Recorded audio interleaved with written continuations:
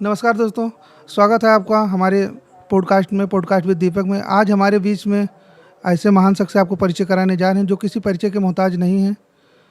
विधानसभा कटरा क्षेत्र में अपनी राजनीति से अलग पहचान बनाने वाले बड़े भैया श्री विनोद शुक्ला जी हमारे बीच में।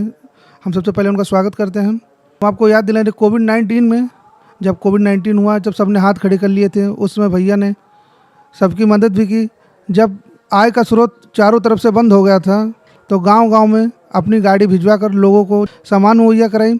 ऐसे महान शख्स आज हमारे बीच में हैं। तो सबसे पहले हम स्वागत करते हैं भैया का। आज भैया के साथ में हमारे पॉडकास्ट में कुछ बात होगी इन्हीं को लेकर। एक सफल बिजनेसमैन भी रह चुके हैं भैया और एक कुशल राजनीतिक भी हैं। तो भैया से कुछ इन्हीं की लाइफ की जर्नी के बारे में थोड़ा बात होगी। धन्यवाद दीपक, आपके इस कार्यक्रम में मुझे आमंत्रित करने के लिए। तो सबसे पहले भैया, आप एक सफल बिजनेसमैन हैं, तो आपके मन में कब विचार आया कि हमें राजनीति में आना चाहिए? दीपक जी, सबसे पहले तो मैं इसी कटरा विधानसभा क्षेत्र के बरी गुंदहा गांव में पला बढ़ा, जन्म हुआ हमारा, और यहां से निकल कर के कुछ पढ़ाई यहाँ की है, कुछ बाहर पढ़ाई की, और उसके बाद व्यवसाय में लगा। और व्यवसाय में भगवान का आशीर्वाद रहा, बड़ों का आशीर्वाद, पूर्वजों का आशीर्वाद रहा। व्यवसाय में सफल हुआ और सफल होने के बाद में एक दायित्व बोध हुआ कि जिन अभावों में मैंने अपने जीवन को, बचपन को काटा है, उन अभावों को हमारे समाज के, हमारे क्षेत्र के, हमारे इस कटरा बाजार विधानसभा क्षेत्र के, इस गोंडा जनपद के युवाओं को न फेस करना पड़े।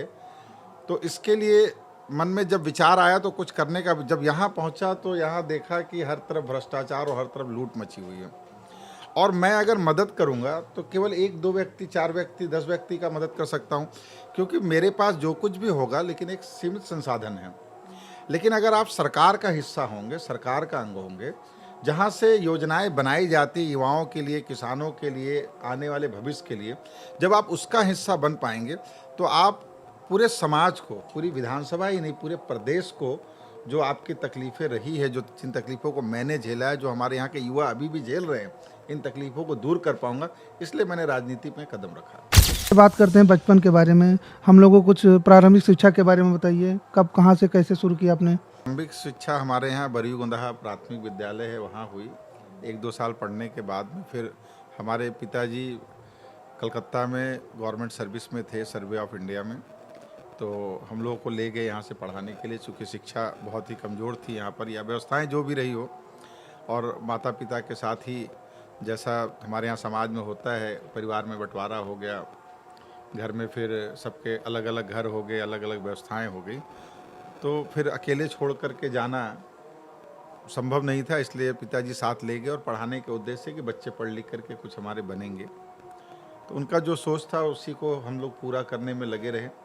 चूँकि नौकरियों का बड़ा अभाव, जब हम लोगों ने ग्रेजुएशन मैंने पास किया तो लगा कि सामान्य वर्ग के लिए नौकरी पाना बहुत आसान नहीं है, तो कुछ व्यापार में किस्मत आजमाई जाए। तो व्यापार में किस्मत आजमाया और भगवान ने साथ दिया।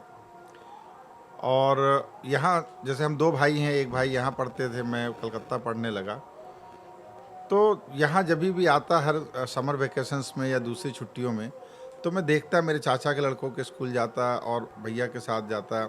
LBS कॉलेज भी अपने कई मित्रों के साथ गया। तो बहुत सारे साधन संसाधनों को, सड़कें नहीं थी, पैदल 3-3 किलोमीटर, 4-4 किलोमीटर चलने पड़ते थे। उस तरह की व्यवस्थाएं, आर्थिक रूप से संपन्न नहीं थे लोग कि सबके पास किताब काफ़ी सारी व्यवस्थाएं हो पाए। तो बहुत सारी तकलीफ़ों से आज भी हमारे घर के, हमारे इस क्षेत्र के बच्चे जूझ रहे हैं। इन सब पढ़ाई में जो तकनीकी समस्याएं आ रही है, किताबों की, पुस्तकों की, विद्यालय तक जाने के लिए मार्गों की, ये सारी समस्याएं तब भी थी और आज भी इस पर कोई बहुत बड़ा काम नहीं हो पाया है। तो इस तरह फिर हम बाहर गए, बाहर में कुछ पढ़ाइयाँ हुई। मैं ग्रेजुएशन तक का ही पढ़ाई कर पाया, ज़्यादा उससे ऊंची पढ़ाई नहीं कर पाया, क्योंकि स्नातक के बाद में व्यवसाय में लग गया। और देखिए, एक चीज़ है कि हर व्यक्ति को पता होता है कि मैं कहाँ तक जा पाऊँ। मैं बहुत ही एवरेज स्टूडेंट रहा हूँ, मैं कोई ब्रिलियंट स्टूडेंट नहीं रहा। तो मुझे पता था कि मैं कितनी दूर की पढ़ाई में, कॉम्पिटिटिव एग्ज़ाम्स में कितना पास कर पाऊँगा, नहीं कर पाऊँगा। इसलिए मैंने व्यवसाय का रास्ता चुना। और व्यवसाय का रास्ता एक ऐसा रास्ता है जहाँ पर आप हज़ारों लोगों को रोज़गार दे सकते हैं।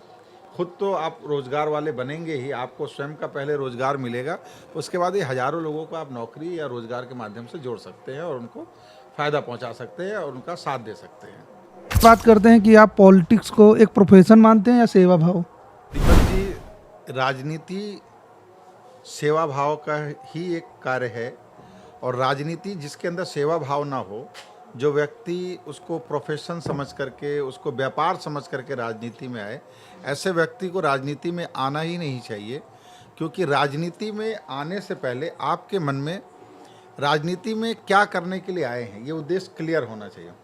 जब आपके मन में समाज में जो गरीब हैं, जो समाज में सबसे पीछे रह गए, जो समाज में सबसे कमज़ोर हैं, वो किसी भी जाति को, ब्राह्मण भी कमज़ोर है, पिछड़े भी कमज़ोर है, अनुसूचित भी कमज़ोर हैं, कहीं कहीं राजपूत समाज के लोग भी कमज़ोर हैं। ऐसा नहीं है कि हर कोई एक तरह से संपन्न है। देखिए, संपन्न कौन है? अभी समाज में जो लोग किसी नेता को पकड़ लिए हैं, ठेकेदारी पट्टेदारी कर रहे हैं, उनको अगर छोड़ दें तो जो अच्छे पढ़ लिख करके अपने पैरों पर खड़े होकर के कोई नौकरी पाए हैं, उनके परिवार संपन्न है, ऐसे चंद लोग हैं, इनको अगर छोड़ दीजिए तो हमारा पूरा समाज यहाँ पर आर्थिक रूप से इतना कमज़ोर है कि उसे मजबूत करने की आवश्यकता है। इसलिए मैं राजनीति में आया, और इसलिए ही राजनीति में आना चाहिए लोगों को कि उस गरीब का दुख, उसकी तकलीफ़, उसकी पीड़ा, उसके बच्चे पढ़ नहीं पा रहे हैं, उसके पास फीस देने का पैसा नहीं, उसके पास किताब खरीदने के पैसे नहीं हैं, उसको अपने माता पिता घर में जो बुजुर्ग हैं उसकी दवाई कराने के पैसे नहीं है, कैसे वो दवाई करा रहा है। कोई त्यौहार पड़ा तो अपनी पत्नी के लिए एक अच्छी साड़ी ला करके नहीं दे पा रहा, अपने बच्चों को एक नया कपड़ा नहीं दे पा रहा है। तो ये तकलीफ़ है। इस तकलीफ़ को जब कोई नेता समझ पाएगा कि किसान यूरिया के लिए पैसा कहाँ से कर्जा लेता है, तब वो यूरिया ला के खेतों में डालता है। किसान अपने खेत जोताने और बुआने के लिए बीज तक कर्जे पे लेता है, ट्रैक्टर वाले से जुताई तक कर्जे पे कराता है। तो किसान की जब फसल तैयार होती है तो सारा पैसा उसका सबसे पहले जो उसने कर्ज लेकर के जुताई बुआई और खाद डाला है खेतों में, उसमें चली जाती। तो ये अगर ये कोई नेता है राजनीति में आया, उसको पता नहीं हो किसानों की तकलीफ, उसको पता नहीं हो गरीबों की तकलीफ, उसको पता नहीं हो युवाओं की फीस देने के पैसे नहीं है, किताब खरीदने के पैसे नहीं है, नए कॉलेज में एडमिशन लेने की फीस नहीं है, उसकी तकलीफ अगर नहीं पता होगी, तो ऐसे लोगों को इस राजनीति में आकर के कोई लाभ नहीं है। क्योंकि वो फिर राजनीति केवल व्यवसाय के लिए आएंगे, और राजनीति सेवा भाव के लिए होनी चाहिए। जो सक्सेसफुल लीडर होता है उनकी 3 कोई ऐसी क्वालिटी जो आपके दिल में हो? दीपक जी, मेरे दिल में तो है कि कोई जो सक्सेसफुल लीडर होता है, लीडर और विधायक और सांसद में अंतर होता है। लीडर होता है जो लीड करता है, जिसकी बातें समाज सुनती है, जिसके विषयों को समाज सुनती है, समाज अनुसरण करने की कोशिश करती है। राजनेता को लीडर ही होना चाहिए। विधायक और सांसद बन जाना ये तो कभी किसी का तीर तुक्का लग गया वो भी बन सकता है, लेकिन लीडर का अर्थ होता है कि वो लीड कर रहा है अपने समाज को, अपने क्षेत्र को। लीड किस विषय में कर रहा है? उसकी बातों से, उसकी प्रेरणाओं को समाज ले रहा है और अपने जीवन में उसको अनुग्रहित कर रहा है, और अपने जीवन में लेकर के अपने जीवन में बदलाव कर रहा है, उसको लीडर कहते हैं। तो लीडर के अंदर क्वालिटी होनी चाहिए कि वो सबको लेकर के चले, समाज के हर अंग को, चाहे वो किसी भी जाति का हो, किसी भी धर्म का हो, चाहे वो अमीर हो, चाहे वो गरीब हो, उसको एक नज़र से एक बराबर देखना चाहिए। हर व्यक्ति की पीड़ा, दुख, तकलीफ को समझना चाहिए, हर व्यक्ति का मान सम्मान करना चाहिए। ये लीडर की क्वालिटी है। और आप अगर आज के समय में लीडर बनने और विधायकों की अगर कहें, तो आज के समय में तो लोग चापलूसी करने को ही एक क्वालिटी मान लिए हैं कि किसी बड़े नेता के आगे पीछे झंडा लेकर जिंदाबाद करो, उनके गलत में भी हाँ में हाँ मिलाओ, वो दिन को रात कहे तो रात कहो। तो ऐसे लोग, ऐसे करने पर भी आजकल राजनीति होती है, वैसे भी लोग लीडर बनते हैं। लेकिन मेरा मानना है कि लीडर का अपना विज़न क्लियर होना चाहिए कि समाज को क्या देने के लिए राजनीति में आया है, और अगर भगवान उस जगह पर और क्षेत्र की जनता उस जगह पर पहुंचाती है किसी संवैधानिक पद पर, तो क्षेत्र की जनता को वो क्या वापस करेगा, उसके क्या विज़न है, यही क्वालिटी लीडर में होनी चाहिए। लाइफ में ऐसा मोमेंट कब आया जब आपको लगे कि अब नहीं हो पाएगा हमसे? देखिए, मैं 18 साल की आयु से व्यवसाय कर रहा हूँ। मैं ब्राह्मण परिवार से निकला। पिताजी की सरकारी नौकरी तो थी केंद्र सरकार की, लेकिन बहुत कम तनख्वाह थे। 2 भाई की पढ़ाई हो जाए और घर परिवार चल जाए, यही बहुत था। क्योंकि कोई राजस्व विभाग या कोई भ्रष्टाचारी परिवार से मैं था नहीं, और बड़ा सामान्य जो उनकी सैलरी मिलती थी उससे परिवार चलता था। जीवन में कभी हार नहीं माना, इसलिए व्यापार में सक्सेसफुल हुआ। और राजनीति में भी मैं किसी राजनीतिक परिवार से नहीं हूँ, मैं किसी सांसद या विधायक का बेटा नहीं हूँ, ना ही मेरे परिवार में किसी ने कभी राजनीति के बारे में सोचा भी हो। मैं जीरो से शुरू किया जब 35 साल की आयु हुई मेरी। आज मैं 47 साल का हूँ। कटरा विधानसभा की जनता के बीच मेरे को सेवा कर रहे थे। 15 साल से बीजेपी के लिए एकदम पूर्ण समर्पित थे आप। भारतीय जनता पार्टी ने आपके ऊपर विश्वास नहीं जताया, तो इसको कैसे देख रहे हैं आप? वर्ष पहले जब मैंने ये सोचा कि समर्थन तो हम लोग कर रहे हैं किसी एक पार्टी का, लेकिन उससे जो व्यक्ति जीत रहा है वो समाज को दे नहीं रहा है जिस वादों के साथ में वो सरकारें बनती है, हमारा क्षेत्रीय विधायक हो या सांसद हो, वो उन बातों को हमारे समाज को डिलीवर नहीं कर रहा है। तब मुझे लगा राजनीति में आना चाहिए। राजनीति में आया, हमारे क्षेत्र के युवाओं का, हमारे क्षेत्र के बड़ों का, बुजुर्गों का, युवाओं का स्नेह मिला, बड़े बुजुर्गों का आशीर्वाद और मार्गदर्शक मिला, और मैं विधानसभा का टिकट लगभग मुझे मिलना तय था, फिक्स था। और इस गोंडा जनपद के किसी बड़े नेता ने मेरा टिकट कटवाया, तो वहाँ एक बार लगा कि राजनीति में मैंने चापलूसी नहीं की, मैं किसी का व्यक्ति नहीं बन पाया, इसलिए मेरे टिकट काटे गए। अगर मेरा टिकट मिलता तो शायद मैं लाखों वोट से चुनाव को जीतता, और जीतने के बाद समाज के लिए बहुत सारा कार्य कर सकता था, जो आज भी मैं सोच रहा हूँ कि हम और उतने ही पीछे रह गए। 2022 में माननीय विधायक बावन सिंह जी चुनाव जीते, और उसके पहले 17 में जीते। दोनों बार सरकारें रही भारतीय जनता पार्टी की। इस कटरा बाजार विधानसभा क्षेत्र में कोई कार्य भारतीय जनता पार्टी की डबल इंजन की सरकार के बावजूद, यहाँ की ट्रिपल इंजन सरकार, अगर ब्लॉक भी ले लीजिए, कटरा हल्दरमऊ ब्लॉक दोनों भारतीय जनता पार्टी के पास है, तो ट्रिपल इंजन की सरकार के बावजूद कुछ भी हमारे इस क्षेत्र को योगदान नहीं मिला इस विधायक और सरकार के तरफ से। काश मैं विधायक बनाया गया होता या बन पाता तो मैं इस क्षेत्र के लिए बहुत सारे कार्य कर पाता, अभी तक कर चुका होता। तो मुझे लगा एक बार राजनीति में एक बड़ा सेटबैक लगा, लेकिन फिर मैंने अपने आप को, अपने सहयोगी, अपने साथियों के मदद से अपने आप को मजबूत किया, और मैं बहुजन समाज पार्टी में बहन जी से मिला और उनसे आग्रह करके अपने समाज की लड़ाई लड़ने के लिए मैं टिकट लेके आया, अपने क्षेत्र की लड़ाई लड़ने के लिए। और ये अलग बात रही कि 2022 में बहुजन समाज पार्टी का ग्राफ अचानक किसी कारण से बहुत गिर गया। उसके बावजूद जहां पूरे मंडल में 5,000 6,000 से ज़्यादा लोग नहीं पाए जो भी प्रत्याशी रहे, मुझे लगभग 19,000 वोट मिला। इसी कटरा की जनता ने मुझ जैसे एक नए व्यक्ति को, जो यहाँ बहुजन समाज पार्टी को वोट बहुत कम मिलता रहा है, मुझे इतना वोट मिला। मैं उसके लिए कृतज्ञ हूँ अपने क्षेत्रवासियों का। और चुनाव गया, मैंने हार नहीं मानी। मुझे लगा नहीं, हारने की कोई जगह नहीं है। कुछ लोग कई पीढ़ियों से इस क्षेत्र के विधायक बने बैठे हैं, वो अपने आप को राजा समझ लिए, उनके बेटे अपने आप को युवराज समझ करके नई ताजपोशी की तैयारी कर रहे हैं। तो मुझे लगा कि अगर मुझे इस व्यवस्था के खिलाफ बोलना पड़ेगा और लोगों को लगेगा मैं विद्रोह कर रहा हूँ, तो मैं विद्रोही हूँ। लोगों को अगर लगेगा मैं बात बोलता हूँ, मैं सवाल पूछता हूँ विधायक से और सांसद से, तो लोगों को लगता है मैं जातिवादी हूँ। मैंने कभी किसी जाति के व्यक्ति के लिए कोई बुरा शब्द कहा हो तो बताएं। मेरे ऊपर जातिवादी का कुछ लोग जो इन विधायकों और सांसदों के साथ रहते हैं ठप्पा लगाना चाहते हैं। तो मेरे मित्र सूची में ब्राह्मण भी हैं, क्षत्रिय भी हैं, वैश्य भी हैं, समाज के पिछड़े वर्ग के लोग भी हैं, समाज के अनुसूचित समाज के लोग भी हैं। एक साथ बैठ कर के खाता हूँ, एक साथ बैठ कर के बातें करता हूँ, एक साथ बैठ उनसे पूछता हूँ, उनसे राय मशवरा लेता हूँ, तब कोई कार्य मैं करता हूँ। मेरी टीम में सभी जाति के, सभी वर्ग के लोग हैं। ये राजनीतिक प्रोपोगेंडा है इस गोंडा जिला में कि कोई ब्राह्मण जब कुछ कहता है या आगे बढ़ना चाहता तो उसको तुरंत जातिवादी कह दिया जाता। अरे मैं तो सवाल सत्ता से पूछूंगा ना, मैं तो विधायक से सवाल पूछूंगा। अब विधायक जिस जाति का, मैं उस जाति से सवाल नहीं पूछ रहा हूँ। ये वो कुछ व्यक्ति हैं जो सोचते हैं कि ये सवाल जाति से पूछी जा रही है, ये सवाल क्यों उठाए जा रहे हैं, अगर ये उठाए जा रहे हैं तो जाति के प्रति उठाए जा रहे हैं। ऐसा सोच बदलना चाहिए लोगों को। सत्ता में अगर कल विनोद शुक्ला होगा, विनोद शुक्ला विधायक होंगे, तो सवाल विनोद शुक्ला से पूछा जाएगा, तो जवाब विनोद शुक्ला को देना होगा, ना कि विनोद शुक्ला की जाति उसके लिए उत्तरदायित्व है। उसी तरह अगर मैं यहाँ के मौजूदा सांसद और विधायक से कोई सवाल पूछता हूँ तो उनसे व्यक्तिगत पूछता हूँ कि विकास करने के लिए जनता ने आपको चुना था, तो आपने इतने साल विकास में किया क्या?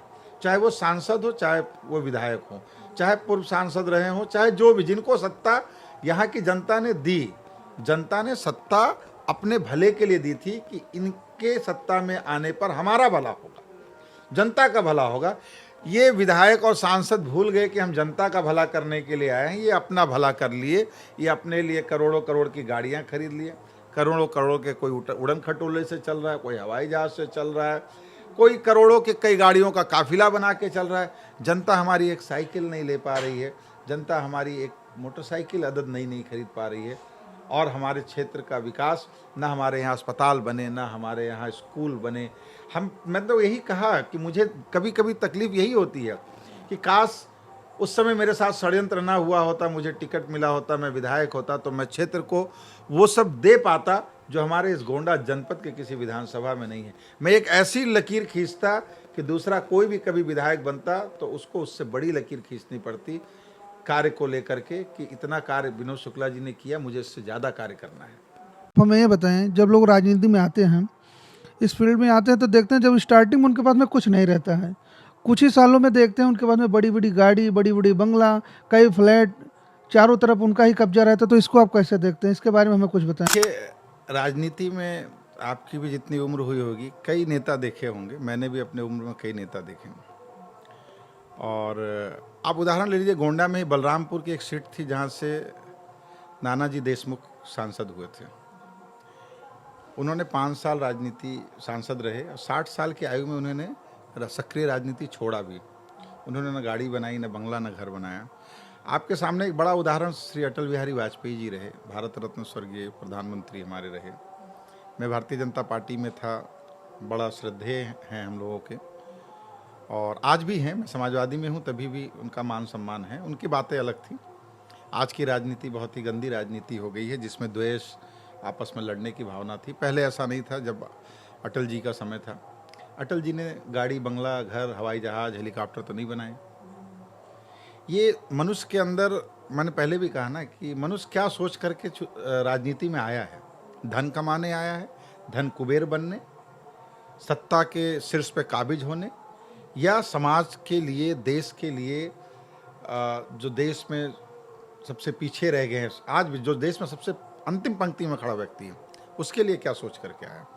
लोग, नेता क्या होते हैं, बड़ों के घर जाते हैं, चाय पीते हैं, चले जाते हैं, उस गरीब के घर चाय पीने क्यों नहीं जाते? तो ये सोच है राजनीति में। जो व्यक्ति आया है वो किस लिए आया। तो आजकल अधिकतर व्यक्ति, आप इस गोंडा में आप जाइए, मैं राजनीति में आया क्यों, यही विषय था कि जो आया वो तो व्यापार करने आया, वो तो रोजगार करने आया, वो तो आय का साधन बनाने आया, वो तो कमाने के लिए आया, वो ठेकेदारी करने के लिए राजनीति में आया। वो विधायक बन करके जनता की सेवा, गरीब का कैसे भला हो, गरीब कैसे अपने पैर, हमें बताए तो कि बावन सिंह जी 3 बार विधायक अभी है, उसके पहले भी विधायक रहे। तो जनता को अपने पैरों पर खड़ा करने के लिए एक योजना बताएं जो विधानसभा में श्री बावन सिंह जी के द्वारा लाई गई हो। एक योजना बावन सिंह जी बताएं। बावन सिंह जी जनहित का एक कार्य बताएं, जो योजना इन्होंने भेजा हो राज्य सरकार को कि हमारे कटरा बाजार विधानसभा क्षेत्र में यह कार्य करने से हमारे क्षेत्र के युवाओं का, किसानों का, गरीबों का, पिछड़ों का, अनुसूचित समाज का, ब्राह्मणों का भला हो। ऐसा कोई भी प्रपोजल उन्होंने अगर बना के दिया हो तो वो समाज में आकर के जनता के बीच में दिखाएं। बावन सिंह जी को जनता के प्रति उनके मन में कोई सोच नहीं। बावन सिंह जी धनवान होना चाहते हैं। बावन सिंह जी पर सत्ता का मद चढ़ा हुआ। मैं बावन सिंह जी पे ही नहीं कह रहा हूँ, राजनीति में ऐसे जो भी लोग जो सत्ता में आकर के, जनता की तो वोट से आते हैं लोग, और जनता के वोट से विधायक बन करके या सांसद बनकर या संवैधानिक पद पर पहुंच करके या मंत्री बन करके और जनता का ही जो भला ना करे, फिर वो उसको क्यों जनता जिता रही है, मैं ये नहीं समझ पा रहा हूँ। जनता को तुरंत बदलाव करना चाहिए। ऐसे व्यक्ति को केवल जाति, केवल व्यक्ति को देख करके वोट नहीं देना चाहिए। वोट उसके कार्यों का आकलन करते हुए, वोट उसके समाज के प्रति जो जवाबदेही है उसका आकलन करते हुए, समाज के प्रति जो संवेदनशीलता है उसका आकलन करते हुए जवाब देना चाहिए और 5 साल में निर्णय लेना चाहिए जनता को। आप 2017 में कटरा विधानसभा में आए, बीजेपी से आपने शुरुआत की। बीजेपी में आने के बाद में आपने एक नई पहचान बनाई। पहचान बनाने के बाद में अचानक आपने बीजेपी छोड़ने का निर्णय क्यों लिया? दीपक जी, 17 में तो मैं टिकट मांग रहा था।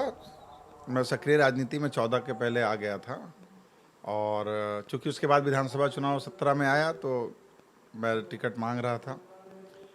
टिकट मांगने का कारण भी था, क्षेत्रीय विधायक पूरी तरह से निष्क्रिय थे हमारे क्षेत्र में, जो भाजपा के विधायक थे। और पार्टी ने उस समय नहीं लिया निर्णय मेरे पक्ष में, उन्होंने विधायक बावन सिंह जी के पक्ष में लिया। मुझे कोई दिक्कत नहीं, कोई ऐतराज़ नहीं, कोई तकलीफ नहीं। मैंने पार्टी का जितना हो पाया मदद किया, सहयोग किया। बावन सिंह जी पुनः 2017 में विधायक बने। 2017 में विधायक बनने के बाद में बावन सिंह जी जैसे हमेशा कार्य करते रहे वैसे ही करते रहे। समाज के प्रति उनका कोई जवाबदेही नहीं, कोई सोच नहीं। बस केवल कहीं पहुँचे, 2-4 लोगों के बीच में जय श्री राम का नारा लगवाए, हिंदू मुसलमान कर दिए और चुनाव जीत गए। इसके अलावा उनका कोई भी कंट्रीब्यूशन, कोई भी अचीवमेंट नहीं है। तो मैंने पार्टी से कहा, मैं कार्यकर्ता हूं, मांगने का मेरा अधिकार था। बावन सिंह जी वरिष्ठ हो गए थे, बावन सिंह जी को एमएलसी बनाया जा सकता था, उनको राज्यसभा भेजा जा सकता था, लोकसभा लड़ाया जा सकता था, अलग अलग जगहों पर बहुत सारी चीज़ें हैं।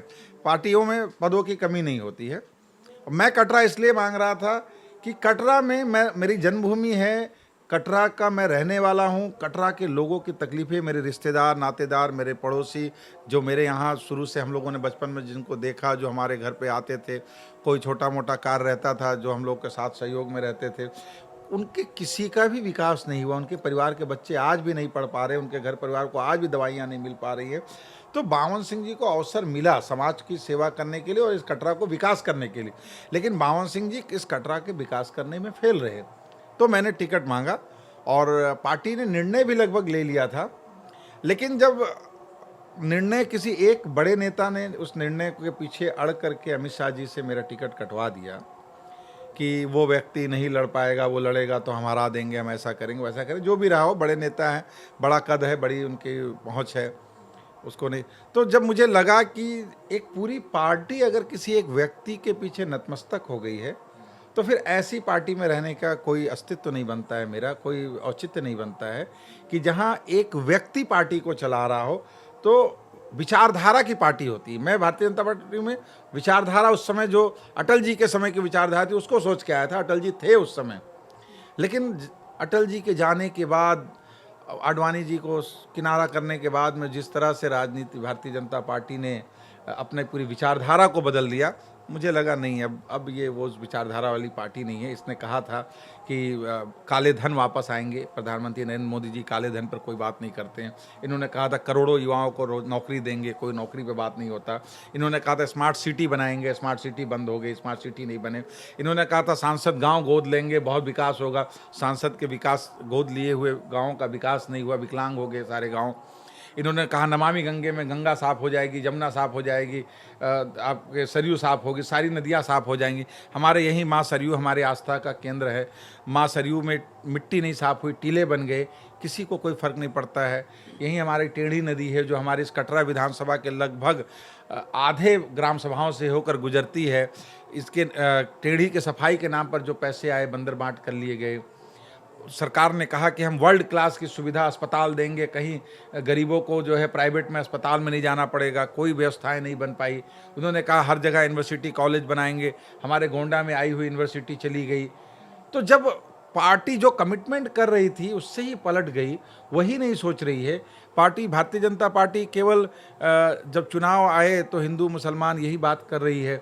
भारतीय जनता पार्टी पेट्रोल का कही थे दाम कम कर देंगे, कोई दाम कम नहीं हुआ। 70 रुपया का तेल उन्होंने कहा था 30-35 रुपया कर देंगे। जब चुनाव 2014 में संपन्न हुआ उस समय लगभग पेट्रोल 70 रुपये का और डीजल 60 रुपये के करीब था। तो उसको आधा करने जिसने कहा, उसने डीजल को 90-95 और पेट्रोल को, डीजल को जो है 90 के करीब और पेट्रोल को 90-95 के करीब पहुंचा दिया। तो जो पार्टी अपने बातों पर ही नहीं है, जो गरीब की ही नहीं सोच रही है, फिर ऐसे पार्टी में रहने का कोई औचित्य नहीं देखा मैंने। तो मैंने उस समय बदलाव किया और बदलाव करके, चूँकि मुझे क्षेत्र की जनता की लड़ाई लड़नी है, मैं धन कमाने नहीं आया, मैं ठेका करने नहीं आया। मेरे बाद मेरे परिवार में कोई राजनीति में विरासत लेकर नहीं चलेगा कि मेरे बाद कोई विरासत में। मैं सक्सेसफुल हुआ तो मैं स्ट्रगलर हूँ, अभी भी नहीं सक्सेसफुल हुआ तो भी, लेकिन इस स्ट्रगलर होने के बावजूद भी इतना प्रेम मुझे कटरा विधानसभा और कटरा ही नहीं, समस्त गोंडा जनपद, और जनपद ही नहीं, जनपद के अगल बगल के ज़िले के भी युवाओं का फ़ोन आता है, लोग मिलने आते हैं। तो अगर लोग मेरी बातें सुन रहे हैं, मेरी बातों को में सच्चाई उनको दिख रही है, मेरा साथ देते हैं, मेरी बातों को सुनते हैं, तो लगता है कि मेरी राजनीति कुछ हद तक तो सफल है। हाँ, मैं उस पद पर नहीं पहुंच पाया जहां विधायक और सांसद बन करके मैं जा करके समाज के लिए कुछ कर पाता, सदन में बैठ करके, ऊंचे सदन में जहां समाज के बारे में जो योजनाएं हैं वो बनाई जाती है, जो आगे कैसे देश का भविष्य बनाई जाती है। लेकिन फिर भी जो प्रेम और स्नेह मिलता है और मिल रहा है, उसके लिए मैं कृतज्ञ हूँ अपने इस कटरा क्षेत्र के जो भी बड़े बुजुर्ग युवा हैं और इस पूरे गोंडा जनपद और देवी पाटन मंडल में जो भी मुझे प्यार करते हैं, उनको मैं बहुत बहुत धन्यवाद देना चाहता हूँ, बहुत बहुत नमस्कार करना चाहता हूँ। बात करते हैं शिक्षा के क्षेत्र में, तो हमें ये बताएं, जैसे 2017 से कोई भी टीचर की वैकेंसी नहीं आई, कई बच्चे सुसाइड के ऊपर उतर आए हैं। जो बच्चे इलाहाबाद तैयारी करने के लिए गए थे 16-17 की एज में, आज उनकी उम्र हो गई लगभग 28 से 30 साल की उम्र हो गई है। पिछले 10 सालों से कोई भी शिक्षक वैकेंसी नहीं आई, तो इसके बारे में क्या भारतीय जनता पार्टी पीछे हो गई? नौकरी देने में सरकार पूरी तरह विफल रही है और खासतौर पर आपने देखा होगा शिक्षक भर्ती की नौकरी टाली जा रही है। लोग बीएड करके टेट करके बैठे हुए हैं और उनको नौकरी नहीं मिल रही है। और जब इसका एक शांतिपूर्ण प्रतिवाद करने जब लोग जाते हैं तो उन पर भी सरकार के द्वारा लाठियां चलाई जा रही। जो सरकार युवाओं को, अपने ही देश के, अपने ही प्रदेश के युवाओं को, जिनका वोट लेकर के वो सत्ता तक पहुंची है, और उनको जब लाठी लेके खदेड़ना शुरू करे, जो चुनाव के समय उनको हाथ जोड़ के पुचकार रही थी कि मैं आपको नौकरियां दूंगा, मैं आपके लिए व्यवस्थाएं बनाऊंगा, करोड़ों करोड़ नौकरी दूंगा, और चुनाव में जब जीत गए तो सत्ता का मद ऐसा चढ़ा कि ये लाठी लेकर के हमारे यहाँ के युवाओं को, चाहे वो किसानों का आंदोलन रहा हो, चाहे शिक्षकों की भर्ती का रहा हो, चाहे युवाओं के दूसरे नौकरियों के भर्ती हो, चाहे जो परीक्षाएं रद्द हो जा रही हैं लगातार। देखिए सरकार कितनी अच्छी व्यवस्था करी, परीक्षाएं रद्द कर दे रही हैं। परीक्षा रद्द हो गई, 1 साल और बढ़ गया, फिर एक परीक्षा रद्द हुई, 1 साल और बढ़ गया। बच्चे की तो आयु बढ़ती जा रही है, बच्चों की आयु बढ़ती जा रही है। बच्चे कुछ दिन बाद में हताश हो जाएंगे, जो पढ़े हैं वो भी भूल जाएंगे या एग्ज़ाम में पास नहीं हो पाएंगे। तो ये व्यवस्था सरकार, भारतीय जनता पार्टी की सरकार, लोगों को नौकरियां उत्तर प्रदेश के युवाओं को देना ही नहीं चाह रही है। जब देना ही नहीं चाहेगी, किसी की मंशा ही नहीं होगी, तो फिर कैसे वो नौकरी देगी? सरकार ठीक अपने एजेंडे पे काम कर रही है। वोट लो, आदमी को अभाव में रखो, चुनाव आएगा। जैसे बिहार में 10,000 रुपया, अरे आज आप बिहार की महिलाओं को 10,000 दे रहे हो, तो हमारे उत्तर प्रदेश की बहन बेटियों को क्यों नहीं 10,000 दिए? आप अगर बिहार में बिजली फ्री कर रहे हैं तो हमारे उत्तर प्रदेश की बिजली क्यों नहीं फ्री कर रहे हैं? हम भी तो इसी देश के, मोदी जी तो इस देश के प्रधानमंत्री हैं कि केवल बिहार के प्रधानमंत्री हैं, केवल बिहार के लोगों को ही वो लाभ देना चाहते हैं। उन्होंने 2,500 करके दिल्ली में कहा लोगों को देने को, हमारे उत्तर प्रदेश की महिलाओं को क्यों नहीं दिए? चुनाव आएगा तब देंगे। सोचिए इनका नज़रिया। पूरे देश को कहते हैं कि पूरा देश एक है, पूरे देश को एक नज़रिए से देखना चाहिए। जब कोई योजना लागू हो तो पूरे भारत देश में एक साथ लागू हो। आप एक राज्य में चुनाव है, वहाँ पर आप 2,500 रुपया किसी को दे रहे हैं महिलाओं को, आप वहाँ के बिजली फ्री कर दे रहे हैं, वहाँ के गैस फ्री कर दे रहे हैं। जिन राज्यों का चुनाव हो चुका है उनके लिए आप उनके युवा भूखों मर रहे हैं, रोड में टहल रहे हैं। उनके यहाँ महिलाओं को स्वरोजगार का कोई व्यवस्था ही नहीं कर पा रही है सरकार। बच्चियों की शिक्षा का व्यवस्था नहीं कर पा रही है, बच्चियों की सुरक्षा का व्यवस्था नहीं कर पा रही है सरकार। ये सरकार केवल चुनावी सरकार है भारतीय जनता पार्टी की। 2027 में उत्तर प्रदेश में एक बड़ा बदलाव, उत्तर प्रदेश के युवा, उत्तर प्रदेश के महिलाएं, उत्तर प्रदेश की माताएं बहनें, उत्तर प्रदेश के बड़े बुजुर्ग मिलकर के एक बड़ा बदलाव करना जा रहे हैं, जिसमें समाजवादी पार्टी की बहुमत की सरकार बनेगी।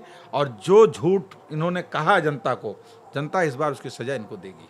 कटरा के युवाओं के लिए कुछ संदेश जो आप देना चाहते हैं? कटरा के युवाओं के लिए एक ही संदेश है मेरे पास। सर्वप्रथम तो पढ़ें, मन लगाकर पढ़ें, ऊंचे पद तक पहुँचे। नौकरी मिली बहुत अच्छी। जैसे मैं एवरेज स्टूडेंट था, तो ऐसे हो सकता है बहुत सारे बच्चे एवरेज स्टूडेंट हो। क्लास में एक ही बच्चा अव्वल होता है, दूसरा जो सेकंड होता है, तीसरा थर्ड होता है, तो अव्वल एक ही होता है।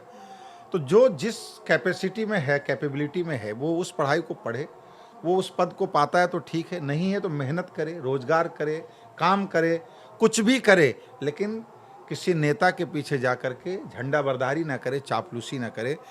मैं बताता हूँ आपको, मेरे कटरा के युवाओं को ये संदेश देना चाहता हूँ कि 100 मीटर की मिट्टी की पटान और 100 मीटर के खड़ंजे से आपका भविष्य नहीं सुधरेगा। आपका भविष्य सुधरेगा जब आपके घर के बच्चे और बच्चियाँ अच्छे स्कूल में अच्छा एजुकेशन पाएंगे, जब आपके घर के बड़े बुजुर्ग बीमार पड़ेंगे तो अच्छी हेल्थ व्यवस्थाएं सरकारी उनको मिल पाएगी, तब जा कर के हमारे इस क्षेत्र का भविष्य बदलेगा।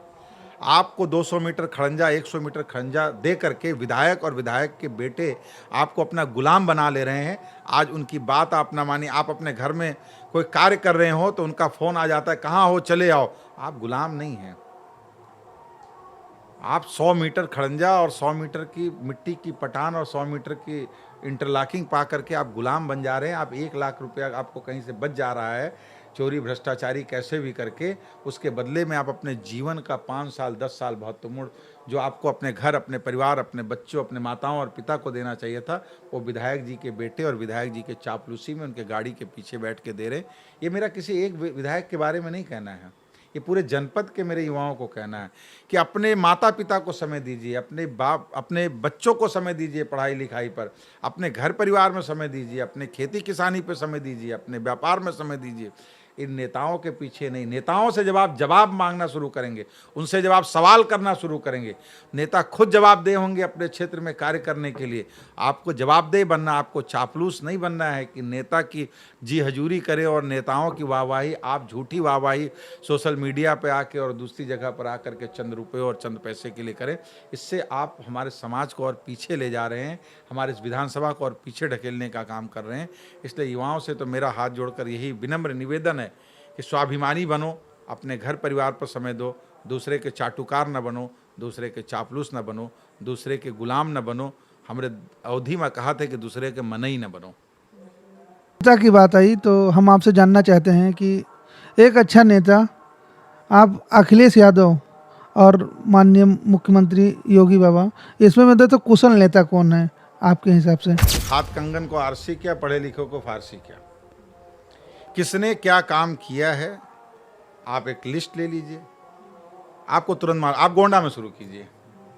गोंडा में जो जरवल से 4 लेन की सड़क गोंडा तक आई, जो हम गड्ढों में चलते थे, किसने बनाई? किसकी देन है? अखिलेश यादव जी की देन है। पूरे प्रदेश के जिला मुख्यालयों को 4 लेन 2 लेन अच्छी सड़कों से लखनऊ से जोड़ने की सोच किसकी थी?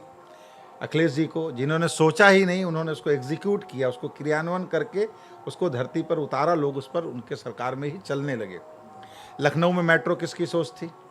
लखनऊ में अंतर्राष्ट्रीय क्रिकेट हो रहे इकाना स्टेडियम किसकी सोच थी? श्री अखिलेश यादव जी की। डायल 100 बनाया उन्होंने कि पुलिस वाले कहीं किसी गांव में कोई दबंग व्यक्ति किसी कमजोर को मारने जा रहा हो और वो डायल 100 में 100 नंबर फ़ोन कर देता, पुलिस आ जाती है, तो उस बेचारे गरीब का बचाव होता है कि नहीं होता है? किसने सोचा? श्री अखिलेश यादव जी ने सोचा। आज उन्होंने एम्बुलेंस लाया जिससे आज महिलाएं, कोई भी सड़क पे सबसे पहले एक्सीडेंट हो जाए तो तुरंत एम्बुलेंस पहुंचती है, उसको पहुंचाता। ये सोच किसकी थी? श्री अखिलेश यादव जी की थी। आज महिलाएं जो गर्भवती महिलाएं हैं, उनका प्रसव जब आता है, वेदना होती है, उनको अस्पताल पहुंचाने का और सारी व्यवस्थाओं के लिए एम्बुलेंस की व्यवस्था और हॉटलाइन नंबर की व्यवस्था किसने की? श्री अखिलेश यादव जी ने की। ऐसे लाखों लाख योजनाएं। आज जो विद्युत हम लोग बिजली पा रहे हैं, जो ये सरकार ढिंढोरा पीटने की कोशिश करती है कि बिजली हम दे रहे हैं, बिजली बनाने की तैयारी किसने की? ये फैक्ट्रियां किसने लगाई? ये जो पावर हाउस बने, बड़े बड़े, जो टांडा में पावर हाउस बना, एनटीपीसी का और जगहों पर, ऊंचाहार में बना और जगहों पर आप देखिएगा, तो ये जो बिजली पैदा हो उत्तर प्रदेश में, ये सोच किसकी थी? इसको क्रियान्वयन किसने किया? फैक्ट्रियां लगाई किसने? बिजली उत्पन्न पैदा किसने किया? अखिलेश जी ने। ये तो योगी जी तो बांट भी नहीं पाए बिजली को। आज भी गांव में बिजली चली जा रही है, बिजली होते हुए सरप्लस बिजलियां नहीं दे पा रहे हैं। डिस्ट्रीब्यूशन का काम इनको करना था, वो नहीं कर पाए। आज आगरा से मायावती जी ने दिल्ली को आगरा से जोड़ा था, लेकिन लखनऊ से नहीं जुड़ा था। उन्होंने आगरा से लखनऊ का उस समय का 300 किलोमीटर का जो सबसे बड़ा एक्सप्रेसवे इस उत्तर प्रदेश का था, किसने बनाया? श्री अखिलेश यादव जी ने। ये जो पूर्वांचल एक्सप्रेसवे, इसकी डीपीआरओ वगैरह तैयार अखिलेश यादव जी के समय में हो गई थी। जमीन लेने का काम अखिलेश यादव जी के समय में हो गई थी।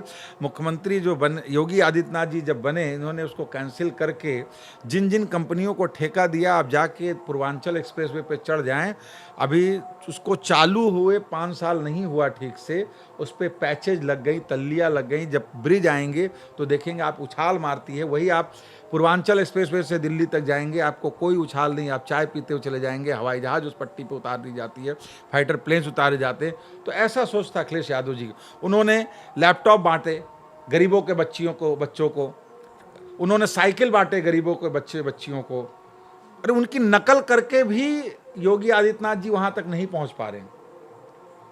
अखिलेश यादव जी के साथ में बैठा था, उन्होंने जितने काम उन्होंने किए हैं वो सारे गिनाए। उन्होंने कहा कि देखो, हमने इतना काम उत्तर प्रदेश के लिए किया और उत्तर प्रदेश की जनता को ये भाजपा वाले मूर्ख बना ले गए। ये भाजपा वाले, इनकी मीडिया सेल और प्रोपोगेंडा सेल, हम सीधे साधे लोग, हम लोगों ने जनता को जो दिया वही बताया। ये सपने दिखाए और आज देखिए कि सपनों में से एक भी पूरा नहीं कर पाए भारतीय जनता पार्टी ने। ना किसी को नौकरी दिया, ना किसी का कर्जा जो बाहर से काला धन था वो ख़त्म हुआ, ना काला धन पर रोक लगी, ना भ्रष्टाचार पर रोक लगा। विकास का पहिया रुका हुआ है। आप देखिए ट्रेनों का टाइम में कोई बदलाव नहीं हुआ है। ट्रेन जितने समय चल रहे थे उतने चल रहे, बल्कि ट्रेनें और कम हो गई, बंद हो गई। हमारे गोंडा से जो पैसेंजर ट्रेन चलती थी वो बंद हो गई। तो योगी जी तो मुख्यमंत्री हैं, इनका सोच क्या है गोंडा को लेके? गोंडा का विश्वविद्यालय चला गया, गोंडा की पैसेंजर ट्रेन नहीं चल रही, गोंडा के अस्पतालों में चिकित्सा व्यवस्थाएं नहीं है ठीक से। योगी जी को दिख नहीं रहा क्या गोंडा हमारे उस उत्तर प्रदेश में नहीं है क्या? ये गोंडा भी हमारे उत्तर प्रदेश में ही है। योगी आदित्यनाथ जी को ये नहीं दिख रहा है।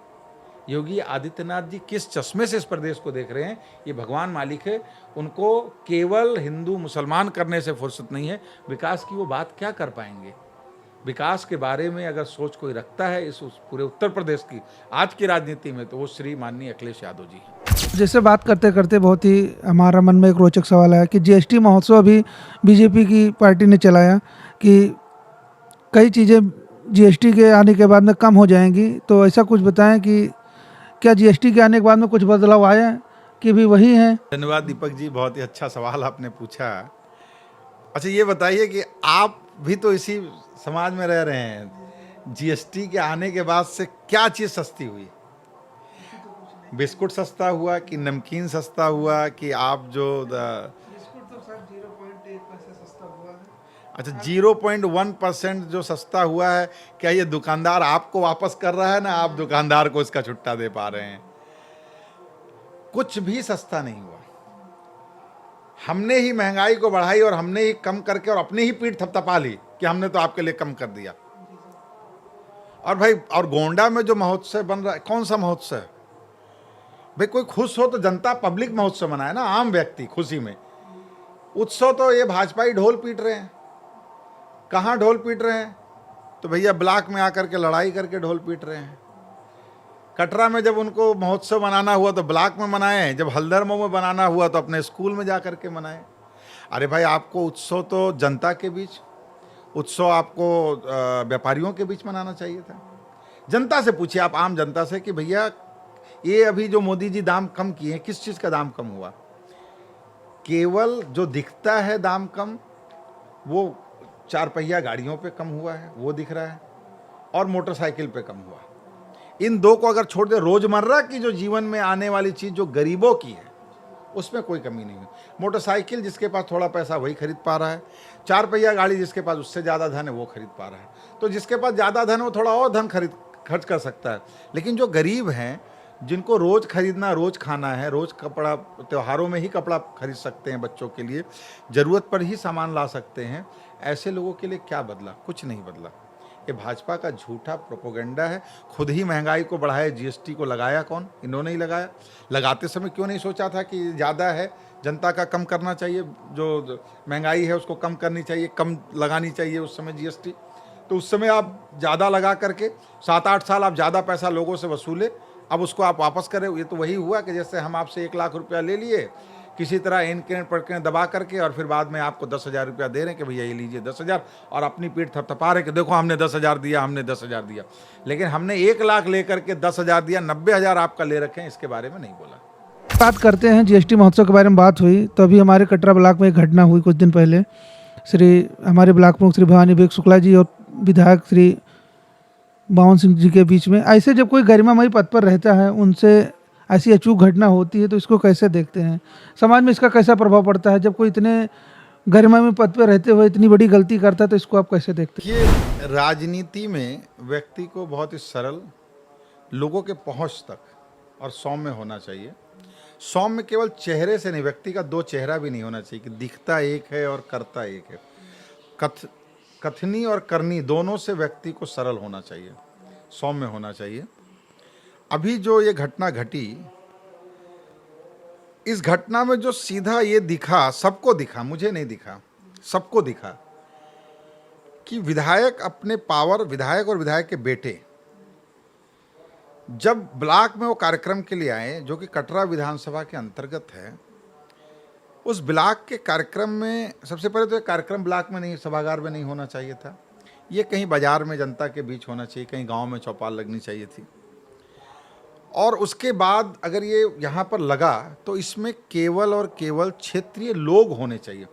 ये बीजेपी के ही कार्यकर्ता को बीजेपी ही उत्सव मना करके क्या दिखा रही, क्या समझा रही है, इससे बड़ा झूठ और इससे बड़ा फरेब तो कुछ हो ही नहीं सकता।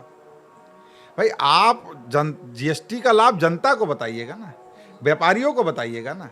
तो वहाँ व्यापारी और जनता आमंत्रित होती, तो वहाँ कुछ बीजेपी के जो चापलूस पदाधिकारी हैं और जो इनके पाले हुए, जिनका खर्चा, जिनके पेट्रोल गाड़ियों के तेल, जिनके परिवार का खर्च जो है शायद विधायक जी के चंद रुपयों से चलता हो, ऐसे लोगों को लेकर और उनके साथ अधिकतर दूसरी विधानसभा के लोग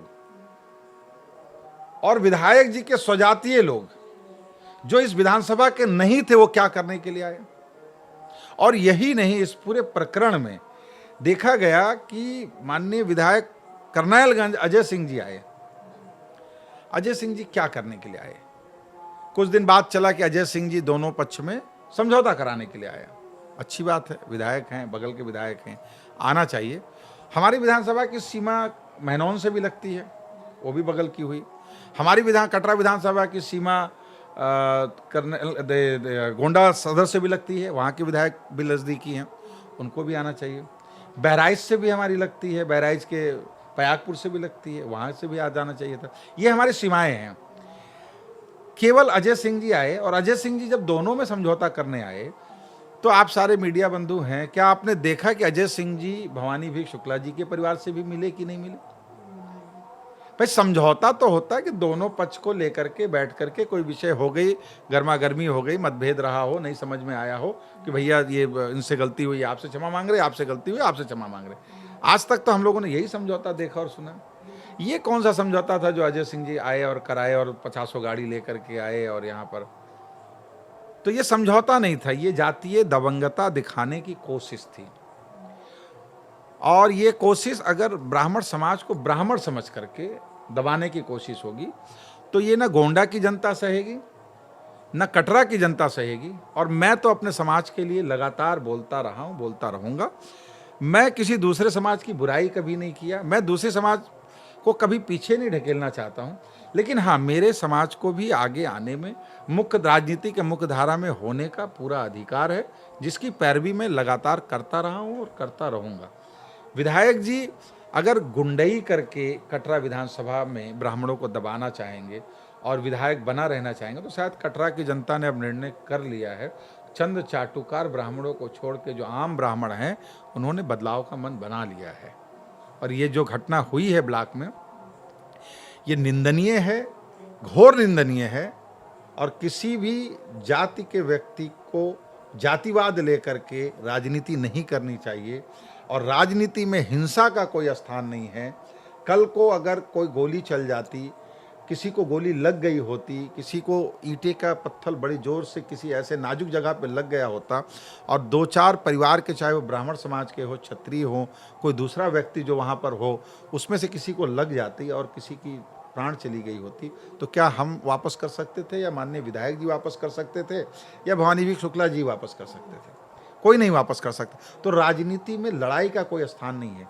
यही नहीं, मैंने जब ब्लॉक प्रमुखी का चुनाव हुआ था, मैं भारतीय जनता पार्टी में था और समाजवादी पार्टी से माननीय बैद्यनाथ दुबे जी नेता थे और भवानी भीख शुक्ला जी भारतीय जनता पार्टी में थे, तब बावन सिंह जी भी भारतीय जनता पार्टी में थे। उस समय हमारे छोटे भाई पंकज गोस्वामी जी पर्चा भरने के लिए आए, पर्चा खरीदने के लिए आए पहले, और उनके साथ अर्जुन बाबा आए और भी हमारे गोस्वामी समाज के बहुत सारे लोग आए। उनके साथ जो दुर्व्यवहार उस समय किया गया, जिसने भी किया, भवानी भीख शुक्ला जी ने किया हो, उनके परिवार के लोग किए, वो भी गलत था, वो भी गलत है। राजनीति में मैं बार बार कह रहा हूँ, हिंसा का कोई स्थान नहीं है। माननीय बैद्यनाथ दुबे जी समाजवादी पार्टी में थे, उनकी जिम्मेदारी थी कि यहाँ पर चीज़ें ठीक से हो, उनके ऊपर भी हमला हुआ, निंदनीय था। हमारे वरिष्ठ हैं माननीय दुबे जी के ऊपर इस तरह के कृत्य हुए। उस समय बावन सिंह जी ने क्यों नहीं प्रतिवाद किया था? गोस्वामी समाज का वोट पाते हैं बावन सिंह जी, और जब गोस्वामी समाज के एक व्यक्ति इस ब्लॉक में मारा गया उसके साथ ही बैद्यनाथ दुबे जी की गाड़ी को तोड़ा गया, तो उस समय बावन सिंह जी ने सह क्यों दिया था? उस समय बावन सिंह जी क्यों नहीं प्रतिवाद किए थे?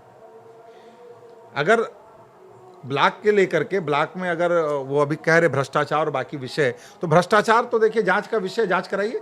भ्रष्टाचार के मैं कभी साथ नहीं हूं, कोई भी व्यक्ति हो, लेकिन भ्रष्टाचार का नाम लेकर के आप किसी पे दबंगई और गुंडई करने आएंगे। मैं किसी के साथ नहीं हूं, लेकिन मैं अन्याय के खिलाफ खड़ा हूं, मैं गलत के खिलाफ खड़ा हूं और गलत के खिलाफ बोलूंगा और अन्याय के खिलाफ मैं हमेशा बोलूंगा, और जो पीड़ित होगा उसके साथ खड़ा हूंगा। कृष्ण जी पीड़ित के साथ खड़े थे, अन्याय जिसके साथ, कौरव की संख्या 100 थी, पांडव 5 थे, पांडव तो कमजोर थे, संख्या में कम थे, उसके साथ खड़े थे। तो अन्याय जहां होगा, मैं अन्याय जिसके साथ हुआ है उसके साथ खड़ा होऊंगा, जो अन्याय किया है उसके खिलाफ खड़ा होऊंगा। ये मेरी अपनी विचारधारा और मेरी अपनी सोच। कल को किसी राजपूत समाज के बच्चे के ऊपर में कोई ब्राह्मण समाज का व्यक्ति अन्याय करेगा, तो मैं उस समय उस राजपूत समाज के व्यक्ति के साथ खड़ा रहूंगा, और जो अन्यायी होगा, जिसने अन्याय किया होगा, उसके खिलाफ मैं होऊंगा। क्योंकि अन्याय करने के लिए समाज में न हम आए हैं, न ब्राह्मण आया, न राजपूत आया, हम सब एक साथ मिल करके और एक साथ आगे बढ़ने के लिए आए हैं, समाज में एक साथ जीने के लिए आए हैं, राज करने के लिए नहीं है। राज और रजवाड़े 1947 में देश आज़ाद हुआ, उसके बाद ख़त्म हो गए। तो ये जो मानसिकता है राज करने की, ये जो हमारे यहाँ एक राजा रजवाड़ों की मानसिकता जो तैयार हो गई है, नए नए युवराज तैयार हो गए, इन युवराजों की राजनीति में कोई स्थान नहीं है, और जनता इन युवराजों को इनका स्थान जरूर दिखाएगी। आपके पास में पैसा है, पावर है, दबदबा है, लेकिन हम ये जानना चाहते हैं कि पैसे से पावर आती है या पैसे से खुशी आता है? ये धन मेहनत से आती है, माँ लक्ष्मी की कृपा से। पावर बोल के कोई शब्द मैं जानता नहीं हूँ। मैं, जनता ही एक पावर है और कोई पावर नहीं है। जनता अपनी पावर दिखा नहीं रही है। जनता जिस दिन पावर दिखा देगी, जनता ने नेपाल में पावर दिखाया, जनता ने बांग्लादेश में दिखाया, जनता ने श्रीलंका में दिखाया, जनता की पावर है। अब इस बात को कुछ लोग दूसरे तरीके से करना शुरू कर देंगे कि कहा जा रहा, मैं वो नहीं कर रहा, मैं कर रहा पावर जनता के पास में है। और ये दबदबा जो शब्द है ना, बहुत गंदा शब्द है।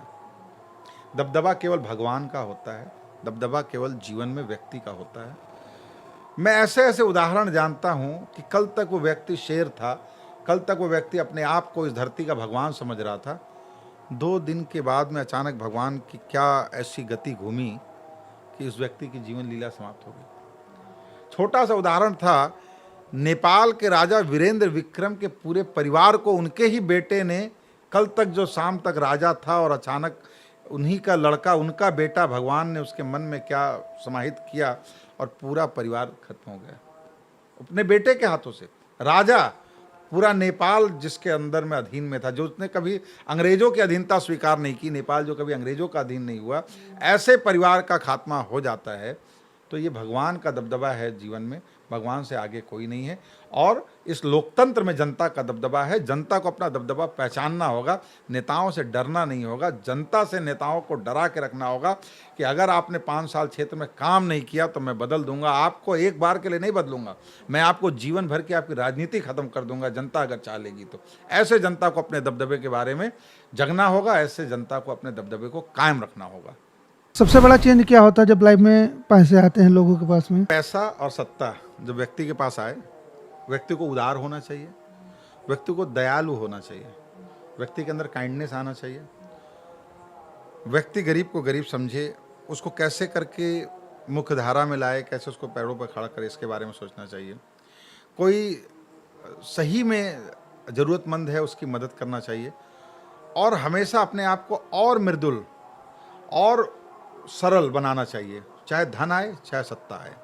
अहंकार और घमंड नहीं होना चाहिए धन और सत्ता का। जिससे बात करते हैं कि अगले विधानसभा में अगर जनता बदलाव चाहती है, अगर जनता आपको चुनती है, तो आपका क्या उद्देश्य रहेगा? आप आएंगे तो किस तरह से सुधार करेंगे? जैसे अभी हमारे विधानसभा में आपने बात कही कि कोई भी ऐसा कार्य नहीं है जो आप हमें बता सकते हैं जो हुआ है। सबसे पहले तो अगर हमारी पार्टी ने मुझ पर भरोसा जताया और मुझे अवसर दिया, तो मैं आप सबके मध्य सबसे पहले आऊँगा।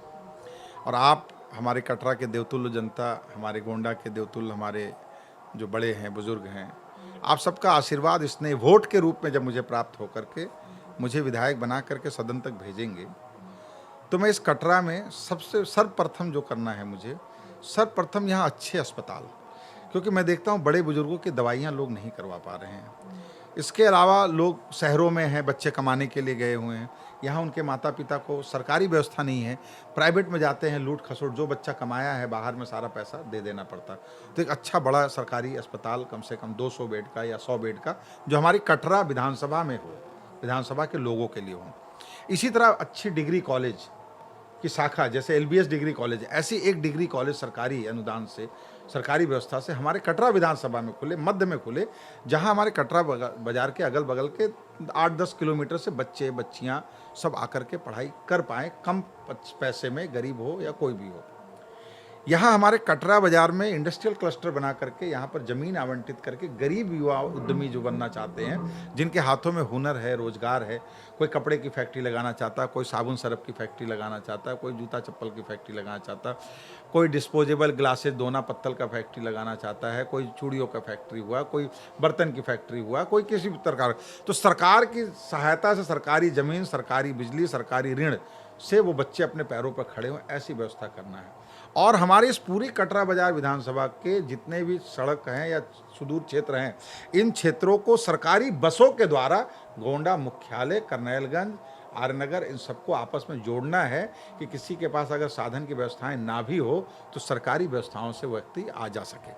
ये सबसे प्राथमिक व्यवस्था है। और हमारे यहाँ जो एक पैसेंजर ट्रेन नहीं चल रही है उसको चलाना, क्योंकि उससे हमारे कटरा के लोगों के लिए तो लाइफलाइन है ही, पूरे जनपद की लाइफलाइन है। पूरे जनपद का एक तरह से जो लखनऊ आने जाने का जो विशेष साधन था वो बंद हो गया, राजधानी से हमारे यहाँ के लोग कट गए। क्षेत्र का विकास हो, युवा अपने पैरों पे खड़े हो, युवा स्वावलंबी बने, युवाओं को रोजगार नौकरी मिले, किसानों की जो व्यवस्थाएं हैं, किसानों को खाद समय से मिले, बीज समय से मिले, उनके जब फसल तैयार हो तो फसल समय से बिक्री हो, उचित दाम मिले उसको, उनके फसल चाहे धान हो चाहे गेहूँ हो उसकी लेवी पर बिक्री सही से हो, गन्ना का बिक्री समय से हो, गन्ने के मिल में किसी प्रकार की धांधली किसानों के साथ ना की जाए, लेवी पर धांधली ना हो, किसान हमारे पैरों पर मजबूत हो, किसान का आय बढ़े, किसान स्वावलंबी बने, इस पर पूरा काम करना है। तो आज हमारे साथ में हमारे बड़े भैया आए।